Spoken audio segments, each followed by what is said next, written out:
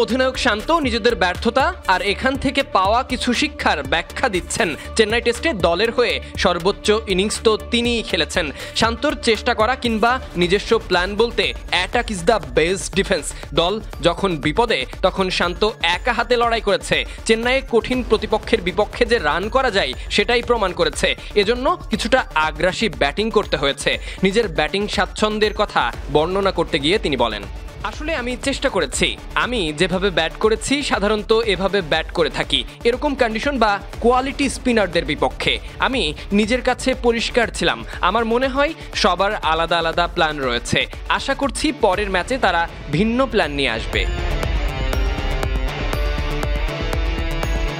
টেস্টে কৌশল অবলম্বন না করলে ব্যাটারদের টিকে থাকা ছিল কঠিন। যদিও ভারত সিরিজ জিতেছে, ভালো খেলেছে, তবুও কিছু কিছু জায়গায় দুই দলের ব্যাটাররা একই ভুল করেছে।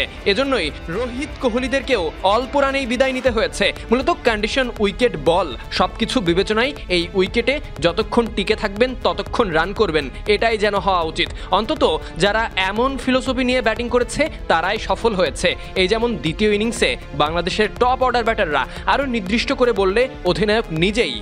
আবার ভারতের দিকে তাকালে ঋষভ পান্থ, গিল, জাদেজা কিংবা আশ্বিন একই দর্শনে রান পেয়েছে। ব্যর্থতার দিনে অধিনায়ক দলের হয়ে সর্বোচ্চ রান করেছে। তবে শান্ত সেটা কিভাবে করেছে, সবাই কেনই বা ব্যর্থ হয়েছে, এসব অনেক কিছুই জানতে চাওয়া হয় ম্যাচ শেষে।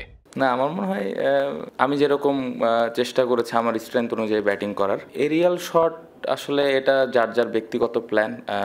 এটা নিয়ে আসলে যে ব্যাটিং করেছে ও আরও ভালো বলতে পারবে যে ও কী চিন্তা করেছে। বাট আমি আমারটা বলতে পারি যে আমি আমার স্ট্রেংথ অনুযায়ী ব্যাটিং করার চেষ্টা করেছি। এই সিরিজে প্রত্যাশার পারদ ছিল সুউচ্চে। টাইগাররা বিশ্বাসও করত ভারতকে হারাতে পারবে মোমেন্টাম ধরে রাখলে। তবে টাইগাররা বুঝে ওঠার আগেই জয়ের তরী ডুবে গেছে। শিক্ষা নিয়ে পরের সিরিজে ভালো কিছু করবে এমনটাই প্রত্যাশা। প্রত্যাশার পারদ উড়িয়ে শান্ত আরও বলেন, অবশ্যই অনেক গুরুত্বপূর্ণ কিছু শিক্ষা পেয়েছি আমরা।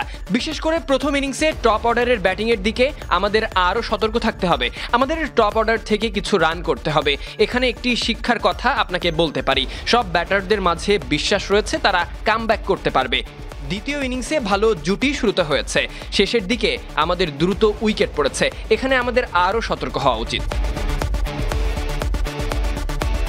প্রথম ম্যাচে বোলারদের দাপটের সাথে ব্যাটাররা ক্ষীণ আশা দেখিয়েছে। শান্ত মনে করিয়েছে দ্বিতীয় ইনিংসে টপ অর্ডার ব্যাটাররা রান পেয়েছে, এগুলোই দ্বিতীয় ম্যাচে কাজে লাগবে। টাইগারদের মতো টাইগার সমর্থকরাও হয়তো সেই আশাতেই থাকবে। Sadiq Ahmed, Sunny, BD cric time.